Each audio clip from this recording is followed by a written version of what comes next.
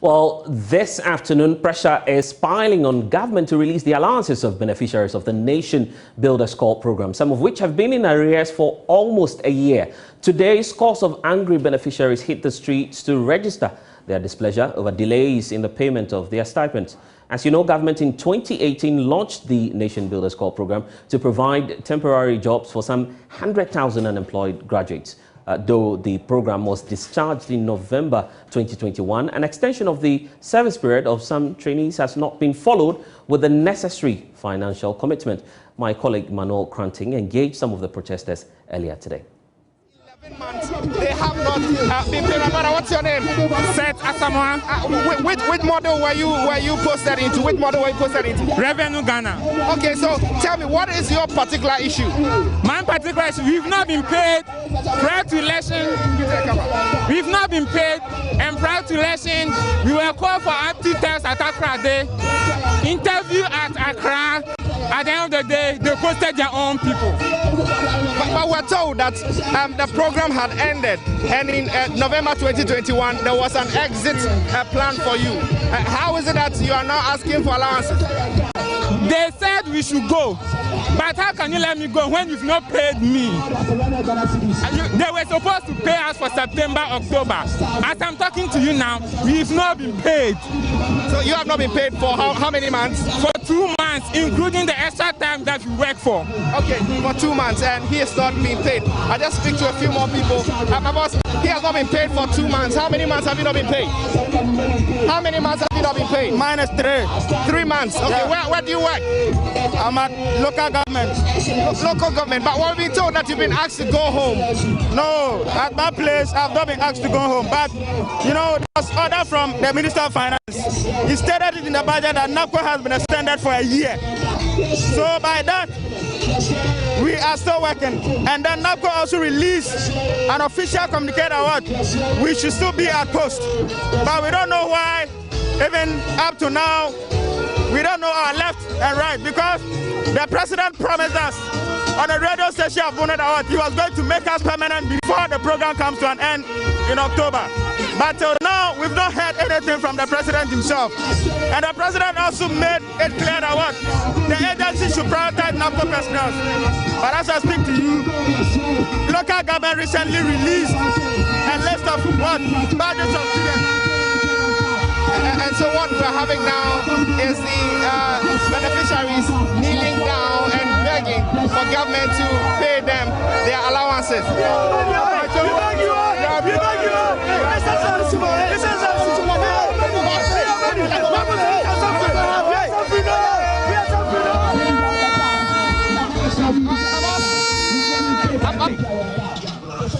Because we are not being treated fairly. We are not being treated fairly. We were promised permanency after the 3 years contract, but we are still suffering. We are even being owed more than 11 to 1 year. Most of us have not been paid. We are hungry. You are hungry. So how do you survive? Tell me. How do you survive? We try to manage. Okay. We manage. We are always hungry. Our kids are hungry. Our husbands are hungry. We are all suffering. So you are married with kids? I'm married with kids. How many kids do you have? 3. You have 3 kids? I have 3 kids. So how do you fend for them? How do you fend for your children? Do they go to school? Friends and family help out. Okay. Because they were hoping that at the end of the 3 years, I'll have permanency. But it seems that's impossible now. But we have had lied to. You've been lied to? NABCO is a waste of time, efforts, and everything. We are tired. But we're told by the finance minister that the government payroll is full, and really there's not much that can be done. They shouldn't have promised us that then. Okay. The NABCO was aware before he promised us that by October ending we would have been employed. We are in institutions whereby they are employing people, strange people from outside. They are being employed and we are there. They are saying we should wait for the NABCO because we are under contract with him. So NABCO is more of a waste of time. Impact. Even when we go to work, we don't even have money. Our in-charges, at times be like this, I call my in-charge to give me tea and tea before I go to work, because the department, I'm in Hill Ghana, I'm a health professional, I have my PIN, this is my PIN, but they refuse to pay me. They said we don't have PIN. So 11 months now, from March 2021 that I received my money, I have not received my money again. This is my PIN. It's NABCO that employed us, not Ghana Health Service. So it's the NABCO people who has to pay us. They said Ghana Health Service and we the nurses, we don't have PIN. This is my evidence of my PIN. This is my PIN. So how can they say we don't have PIN? So they will not pay us for 11 months. Well, so that's the picture of all that transpired a couple of hours ago. Fortunately, there's a need for us to expand this conversation. Let's go back to 2018, track the figures for you and the promises that the NPP government made to those who are beneficiaries now of the program. Indeed, back in 2018, that's the figure that you have on your screen right now. Government promised that it was going to deliver in total 100,000 jobs to these beneficiaries. So the target of government was 100,000 jobs under a number of public modules that was going to run under the Nation Builders Call program. But the finance minister had confirmed to us, indicating that as of now, some 35,000 people had gone through training and had been deployed into the various modules under the Nation Builders Call program. So that's the figure that you have on your screen right now. But this year, surprisingly, the challenge has been that in spite of the cry by the beneficiaries, government is yet to make payment. However, in the 2022 budget, government is projecting to spend some 520 million Ghana cedis on these personnel. So the question is, how soon would that money be readily available? The personnel are still demanding the government acts fast on this because some of them, the payments have been in arrears for close to 1 year. Fortunately, the leadership of the group, some of them are here in studio with us. Frank Kwanzaa is one of the beneficiaries of the program. We also have Nana Konedu Safwa. It's good to be having you, gentlemen and lady, join us at this point. Let me start off with you. Well, I should do ladies first, isn't it? So, yes, let me start off with you, Nana Konedu. What's your impression, really, about today's demonstration? Are you certain that what you were, the reasons for which you were embarking on the protest will be achieved? Tried to embark on this demonstration for quite a long time, but it didn't come on because of certain reasons. So I'm very certain that as we have demonstrated, yes. We'll be getting into the details of your demands, but Frank, just give us a picture of how life has been really for NABCO trainees. We understand that some arrears have gone way back, almost close to a year, no payments at all. How has life been for your members of your coalition? Thank you so much. Life has been very difficult for NABCO trainees. Some of NABCO trainees have to borrow money from their friends, from their family. Me, for instance, have to borrow money or, demand money from my mom, my dad. As a big man like me, I need to borrow all the time. And I can't be borrowing and borrowing and borrowing. So we are just appealing to the government to, pay or clear all the arrears and also the permanent jobs that they promised us. At least you should give it to us. That's what we are demanding for. The modules that we have, we understand that we have about 7 modules. 7 modules. Is this cutting across for everybody? No, generally, government owes NABCO trainees 6 good months. And with the Heal Ghana nurses, government owes them over 10 good months they have not been paid. So you can imagine the difficulties and the challenges that my brothers and sisters in Heal Ghana are facing through. That's Heal Ghana? That's Heal Ghana. Okay. Over 10 so Heal Ghana months. is supposed to be for? Nurses. For nurses. For the nurses. Those are the hospitals. Right. And we at the Educate Ghana, we have Enterprise Ghana, we have Revenue Ghana, collecting taxes for this country. So honestly speaking, government has been unfair to NABCO trainees. Yes. But Nana Konedu, let me bring you in here. Many would say that at least government has made some payment since 2018, so we should give them some time to deal with the concerns. First of all, tell us how much do you earn as NABCO personnel, and don't you think that government needs some time to address your concerns? Okay, they are owing us for 5 months or 6 months, and we earn an amount of 699.52. Right? Okay, so you're paid 699.52 yes, at the end of every month. Yes, please. Right. And it's not enough. Although they've engaged us, we have acquired certain knowledge and skills. Yes, of course, they've helped us because we were home doing nothing. In as much as we have been engaged into the corporate world, we have acquired some skills and knowledge, we still need to go further because they promised us that we are going to be maintained. So you've trained us. Why don't you maintain us? You'll be in a facility and they'll just post someone into the facility and you, the NABCO personnel, have to train the person, which is very bad. So what you mean to say is that you've gained a lot of experience, yes. having so gone through the program since 2018. Yes, right? It shouldn't go waste. At least they should help us. Yes. And Frank, I'm sure that, I mean, when you served notice that you were going to embark on a demonstration, initially the Ghana Police Service indicated that they were not willing to provide security for the period that you were targeting. Yes, were there any backdoor engagements, at least to provide you room to dialogue with leadership of NABCO themselves? Have you made any attempts ever since to engage them on with this? the NABCO secretary, honestly speaking, you don't hear from them. We've written numerous of letters to our CEO. It got to a time where even WhatsApping, even when you send me a WhatsApp message, he will not respond. Once a time he told our president that we should pray. Wow. What exactly are you praying for? As we should pray so that our arrears can be paid. Where is it done for? How can you work How is it someone possible? And you tell the person to pray so that they will be paid? If you are telling us to pray so that we be maintained, fine. And that one we are hoping, and we know that it has to come on. So what you're seeking to tell us now is that the arrears, this is what money that you deserve. I mean, yes. By law, you've worked for it. You need to earn this amount of money. You've made attempts to understand why payments have not been made, and yet NABCO is telling you all you can do now is to pray. Yes. Are you considering any legal options at this point as a group? I don't know what discussions. For now, you have not taken such action. We've just back on demonstration. We are hoping that the president will address our concerns because we are facing a lot of challenges. NABCO trainees have worked diligently, and we expect government to fulfill their parts. Why did government even introduce a career pathway where trainees are to select either permanent job or further learning or entrepreneurship skill? We've opted for all these options, and you are telling us to go back home and recruit another trainees. I can't think far.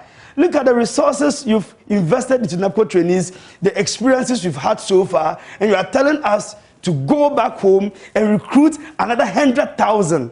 Oh my God. So that's what you're hearing? That is what you are hearing. Yes, they are about to recruit new trainees. Right.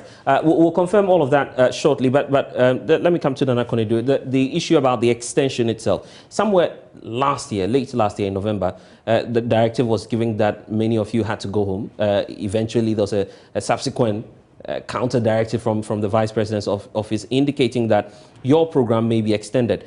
What personal message was relayed to your members at that time? Okay. Clarify that for us. Okay. They sent messages on our portal that our contract has been ended, so we needed to go home. So later they came back, and that wasn't sent on our portal. They said it, I think, on radio that we should be at post. And we being at post, they didn't state any payment terms with us. They just said we should be at post. And your boss will know that you have to come to work, and you don't have the means to. So how do you go to work? We don't have. So you were asked to stay on, stay on for a while. And no communication has been given again as to when. I mean the time we need to stay at post. They haven't told us anything. So we still demand answers. In fact, our CEO is not really communicating anything to us at all. Sometimes when you have a problem, you will struggle to even get someone to talk to. And our regional, our district coordinators are supposed to channel our grievances to the regional coordinator, but when you ask them, they themselves, they don't even know what to tell you. And since you're talking about the district coordinators, earlier today when you staged the demonstration, you went to one of the offices in the Greater Accra region. One of the coordinators told you, in fact, he was denying the fact that some arrears has gone way into 1 year. That was the regional coordinator. What's your response to him, really? The fact that some NABCO coordinators are saying the picture you're painting out there is not real. Then we don't know what to say again. if the picture we are painting out there is not true, we wouldn't be out there. It means we are hurt, we are frustrated. So everything we are doing is the truth. Yes. Right.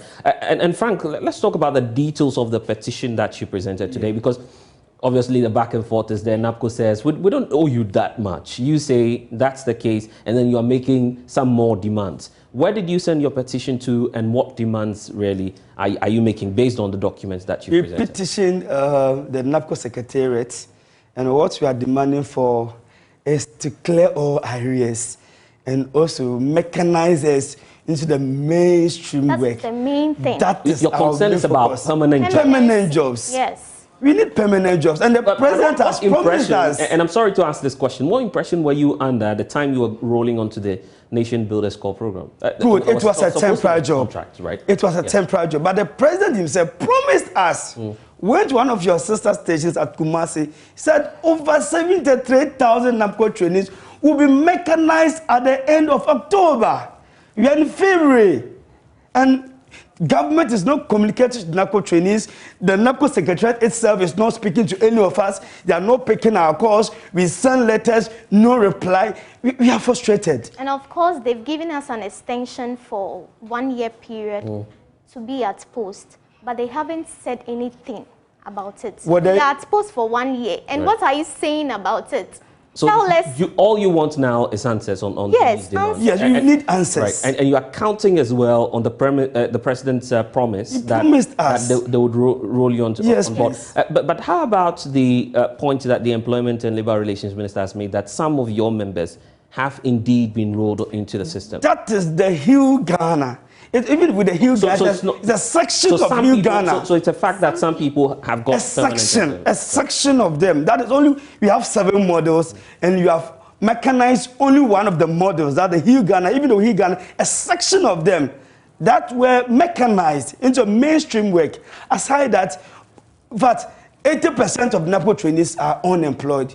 We are just in this temporary work, taking 700 cedis. Nana Konido, which of the modules are you on, and are you then saying that most of your colleagues don't have permanent employment? I mean, or none of them? They've not taken any of them into the not even one.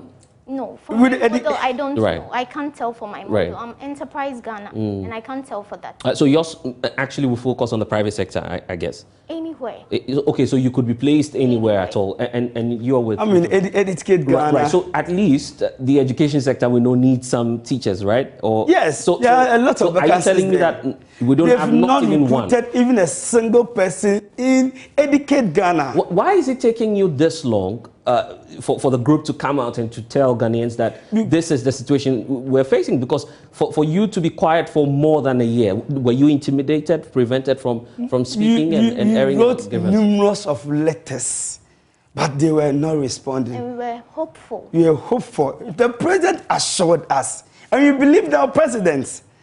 Now, what I can say, like Medafo Adami, the president I don't know whether the president have lied to NABCO trainees, because he himself is not communicating to us. And this policy or initiative was designed by the MPP government. And we are frustrated, honestly speaking. We are frustrated. If you're watching us now, we understand that there's a crunch meeting going on as we speak. The leadership of NABCO, together with some government officials, are planning a detailed response on this matter. We're hoping to raise some of the officials to speak to us. But Frank, you have our listeners out there, and also some officials who are listening to us right now. I'll give you the opportunity each to speak to them and to send your direct message. At least use this platform as well to send that message to the president. You're very much concerned about the president, so here you go. Mr. President, wherever you are, we are begging you. NABCO trainees, we are begging you. Please fulfill your promise.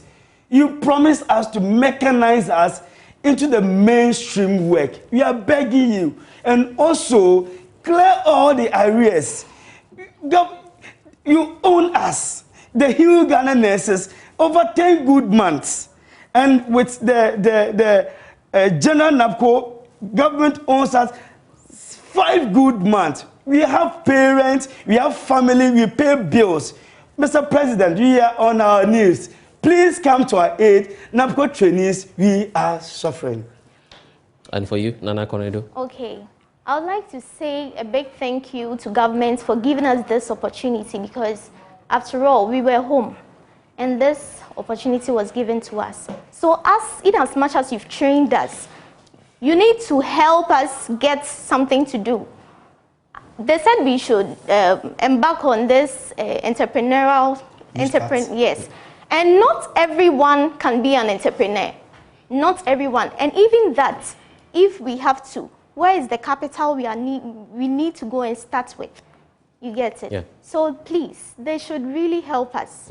And I can imagine, Nana Konedu Safwa and also Frank Konsa, I'm grateful that you've been able to make some time for us. In fact, this is not the end of your demand, I guess. You have some actions to roll out if government doesn't address your needs? Yes, we shall do more demonstration, region by region, district by district. Oh, you intend to even go across the country? Yes, please. Right. That's our next move. If nothing is done. Yes, are you giving some timelines to government to deal with this? We are giving government 2 weeks to clear all the arrests, and within 3 weeks to 4 weeks or a month's time, government should start, mechanizing all NABCO trainees. That's what you're hoping for. Yes, please. Let's extend this conversation a bit. Just spend some few more minutes. I understand you're tired out of the demonstration today, but Austin Game is a labor analyst. Fortunately, he understands all of this and can break this down for us. So, Mr. Game, thank you for your time here on the poll. So here we are. The demand is, Mr. President, we need permanent jobs, and that's the demand from NABCO personnel. What's your take on all of these developments?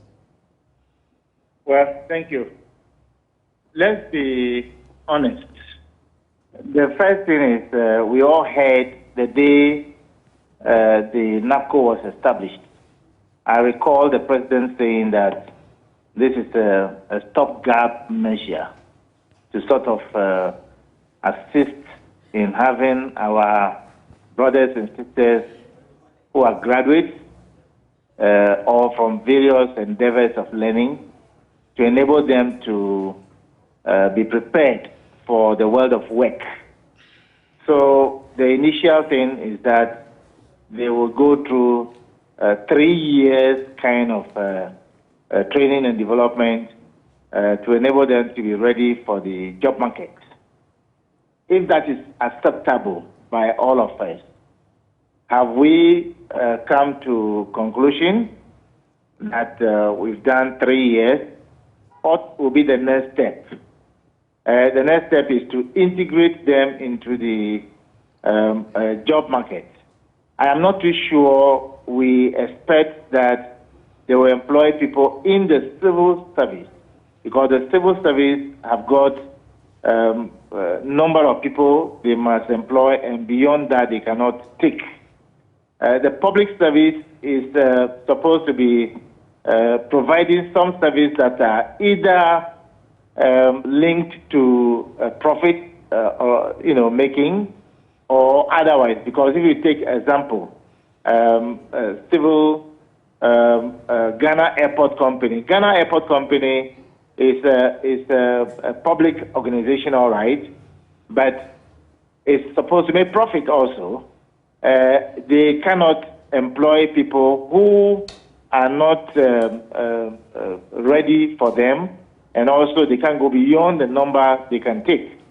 So obviously, there must be a conscious effort, expand the economy, expand the private sector through various means to enable people to take their destiny into their hands and all be employed in such private sectors. So what you mean to say on this point is that clearly it appears that, unfortunately, and that's the fear, that these NABCO trainees may not get their permanent jobs they are seeking for.